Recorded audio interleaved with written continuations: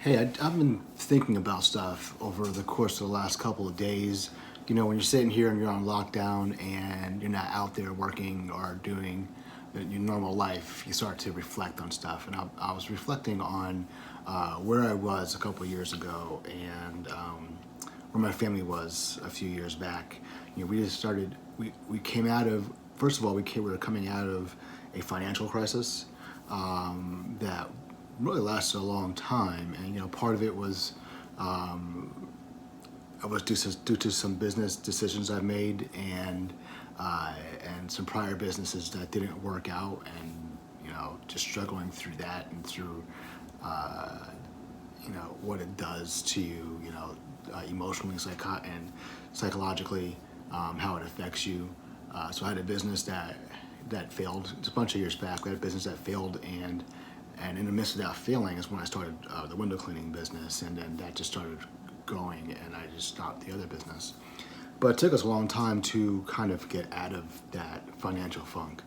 And a couple of years ago, say about 3 years ago maybe, you know, we were starting to see, you know, ourselves getting out of that situation, and the window cleaning started, you know, picking up, and so that was good. Then we came into some family crisis with. Sorry, it's still kind of early for me. I need my coffee. Um, so we came into some family crises, and it really affected my, you know, all of my kids, my wife, myself. It really affected me to the core. Some things with some extended families, and you know, it just really affected me. And I started thinking about, you know, who am I, and uh, you know, and like my youngest daughter, or my daughter, she's my daughter, she would really struggled for a while, and we were really concerned for her. And so, you know, so during that time, we were just coming out of this crisis of finances, and we were like kind of starting to work our way out of that. And then this new thing came, and it really shook my family to the core. And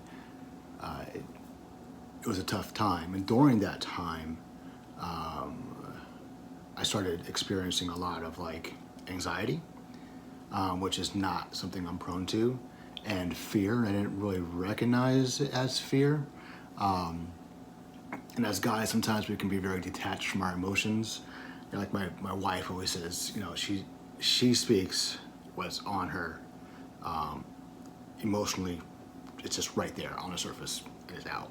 Myself, she's like, "What do you think about this?" Or, you know, "How do you feel?" And I'm like, I don't respond a lot because I don't know how I feel, right?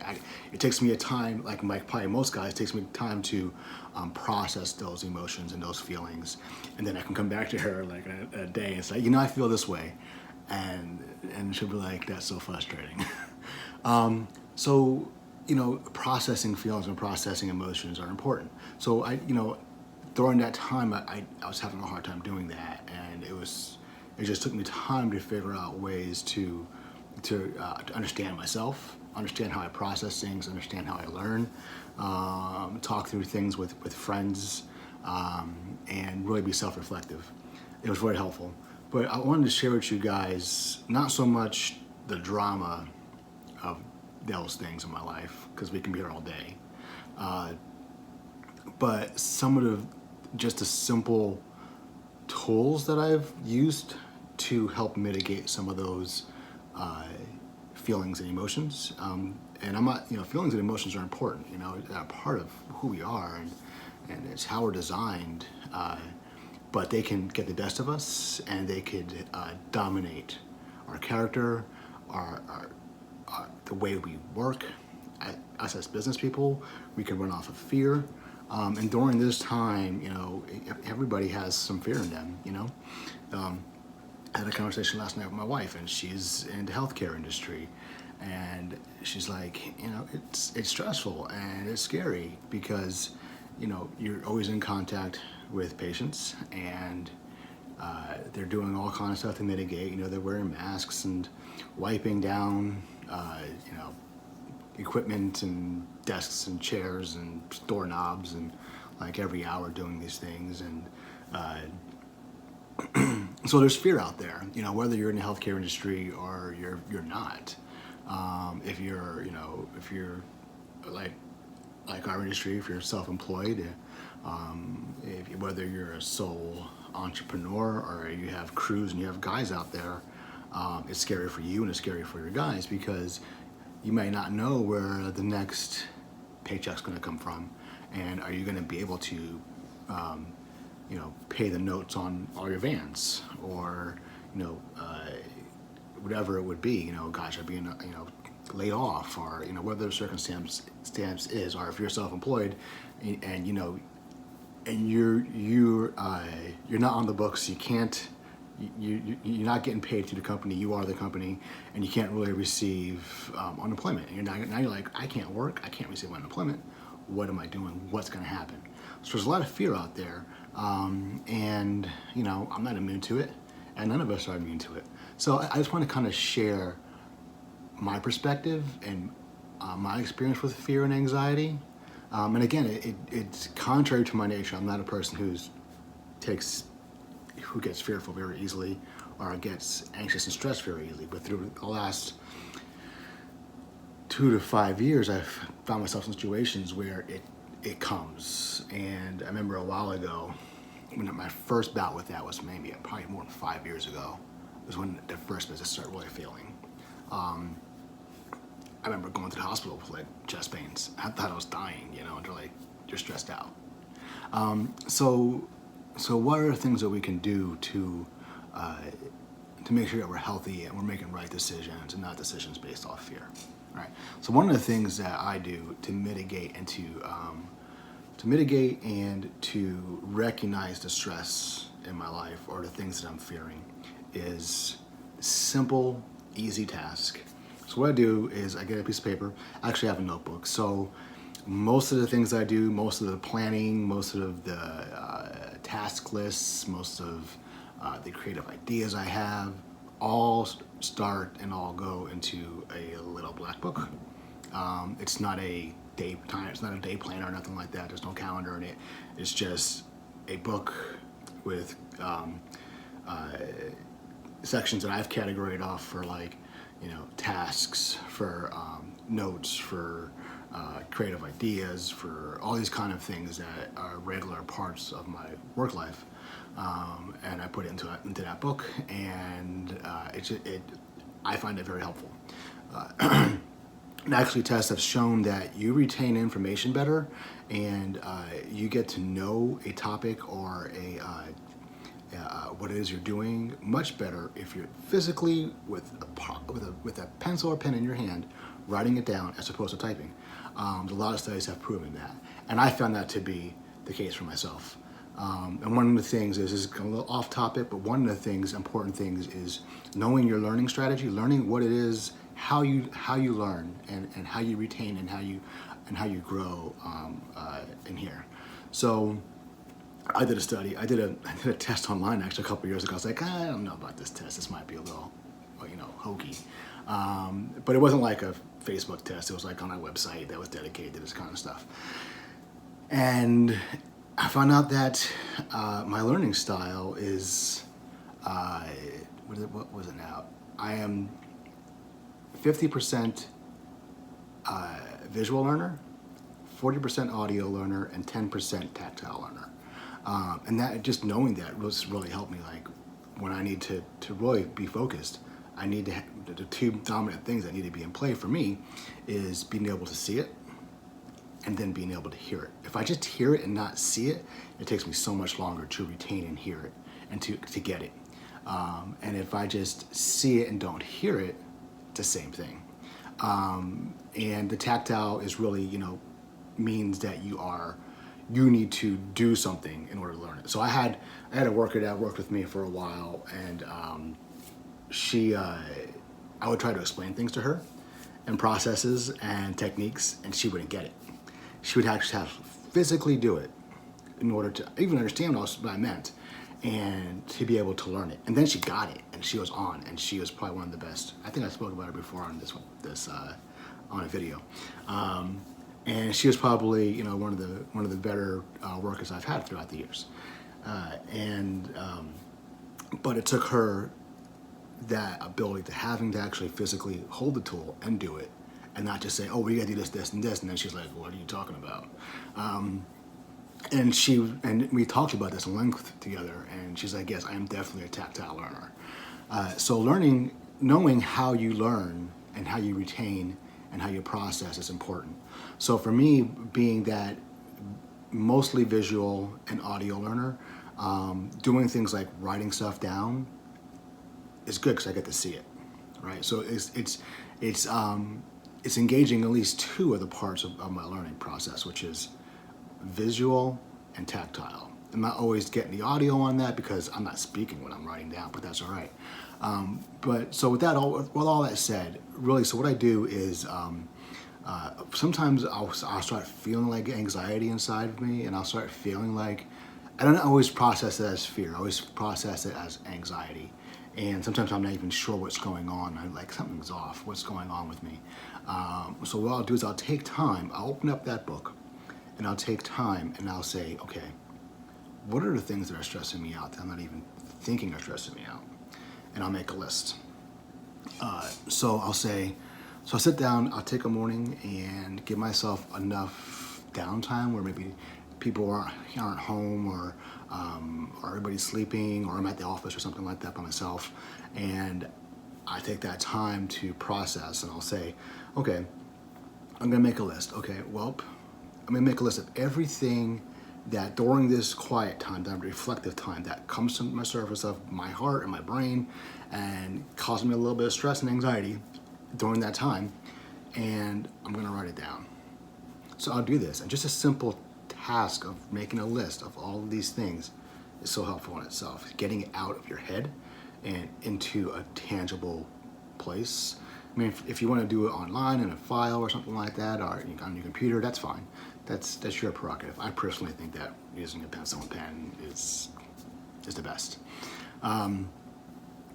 So I'll make that list, and then from that list I'll say, okay, well, what I'll make that list, and then I'll meditate on it, and I'll think about it, and I'll just be quiet in front of it. And a key part of that for me is prayer. I mean, you might not pray, you might not believe in God. That's your prerogative. But a key part of that for me is that prayer and that meditation. Even just being still. I mean, even if you're not going to pray, even just being still and quiet in front of that list and let that list speak to you is important. So I'll do that, and then once I've done doing that, I'll go through each part of it, and I'll say, okay, on item number 1, is this something that I can control? Is this something that's within my grasp to take care of right now? Is this something that's going to need more time to think through? Is this something that I need outside opinions on? Is this something I need more prayer through? And I'll go through it, and I'll start writing down each thing on that list, what category they fall in. And for me, I'm a procrastinator. So a lot of my stress comes from procrastination. I know a lot of guys out there like that. I have some kids like that.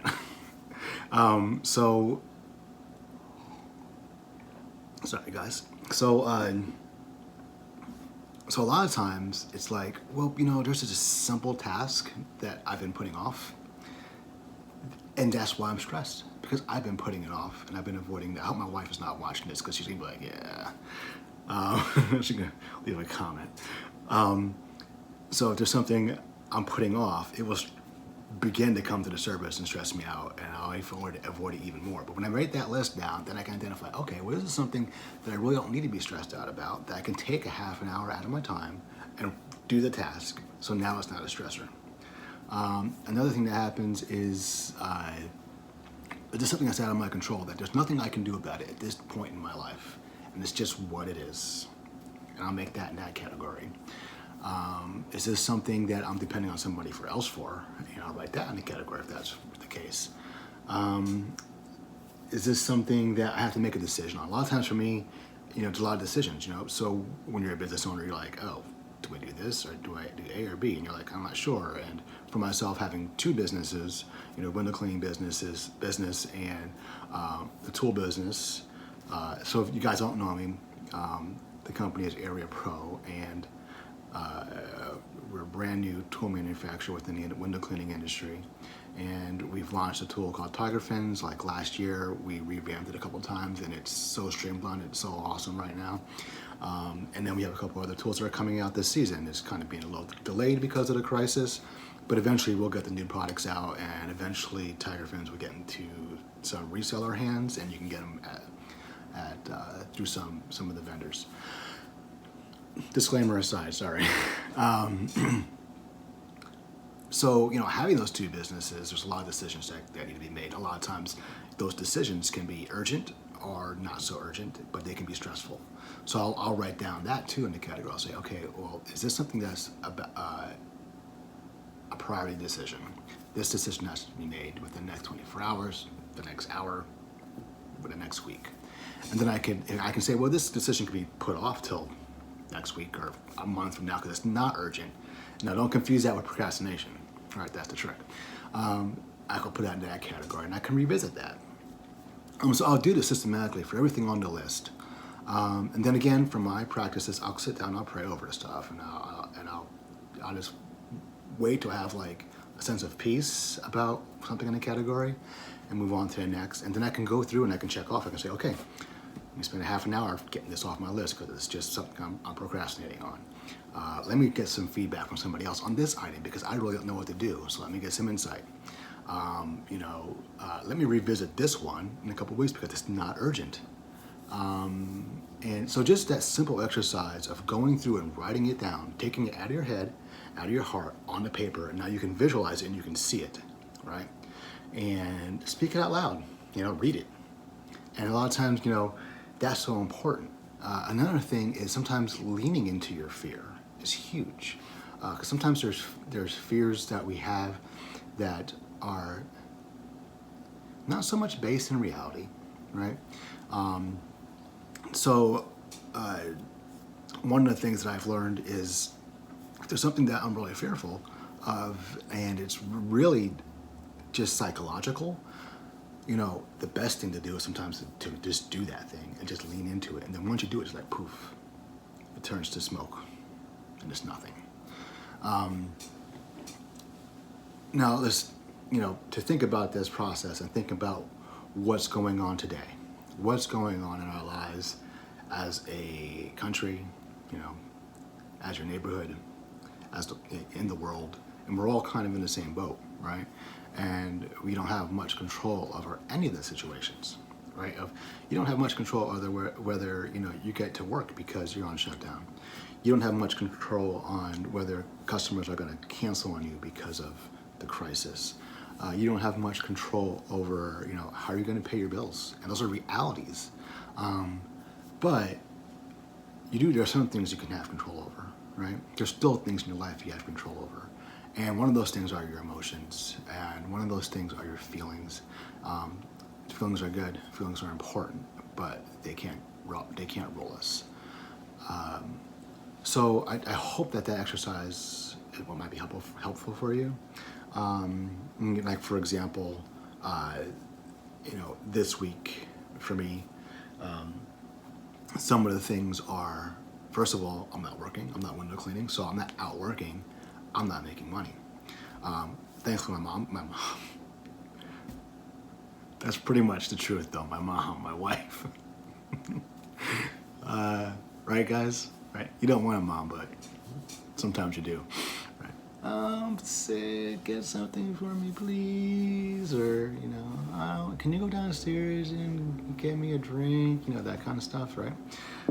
Don't tell me you guys don't do that, right? My wife, she doesn't play though. She's like, please. Especially when I'm sick, I'm like, I want my mommy, because she don't take care of me. No, she does. She takes care of me. But like your mom, your mom's like, oh, let me get you this. You want some tea? Let me put a towel on your head. And my wife's like, here's your tea. And then she'll go downstairs. Anyways, off track. So, what was I saying? I just totally got off track and lost my train of thought.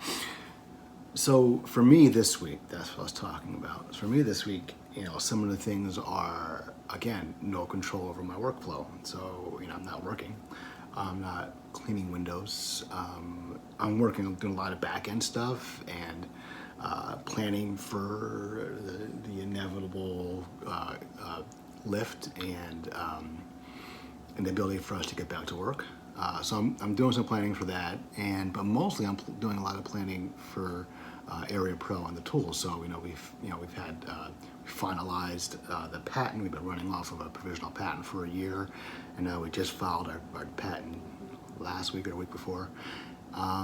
Working on a new provisional patent design, working on some new products. Just a bunch of like back end stuff, website stuff, and strategy and stuff, and communication a lot with my partner, and but still, there's still things that I can control and I can do, and the things I can't control and I can't do, you just have to kind of trust, and you just have to wait and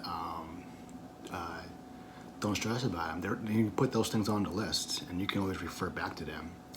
And as myself, I'll pray through it.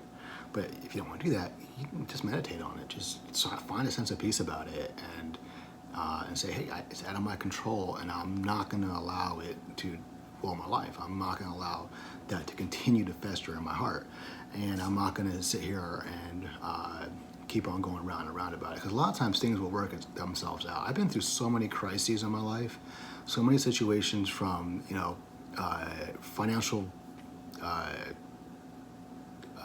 issues to marital issues to kids and health issues, and kids getting operations, and just a lot of like ground shaking stuff in my life. And you know what happens?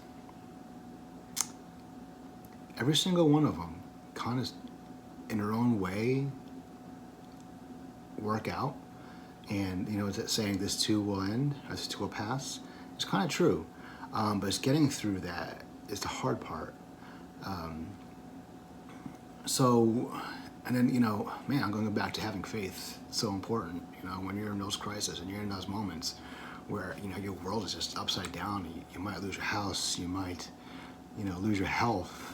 I just buried my dad late last year, and that was super challenging. And, it still kind of is, because I'm an only child. And my mom, she needs a lot of support. And I'm so grateful I have a cousin who's solid. My cousin, she's there all the time, and she's taking care of my mom more than I am. And I'm so grateful for her. But, that was very challenging, and that was hard. It was painful.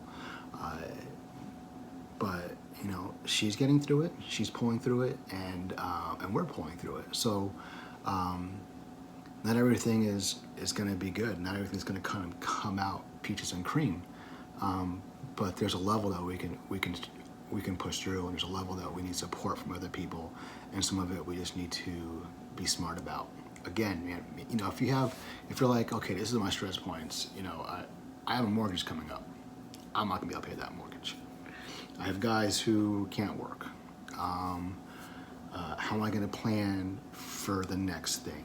Write those things down. Even if you don't have an answer for those things, don't have an answer. That's right. Write it down. Get it on paper. Be still before it. Right?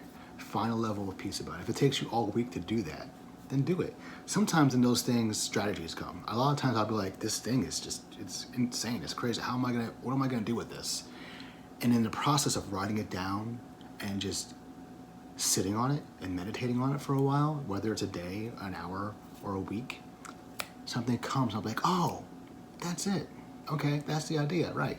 And I had something like that this week, and we're talking about some business stuff, me and my partner, and I went through that process, and I was like, oh, it came to me. Well, why don't we just do this?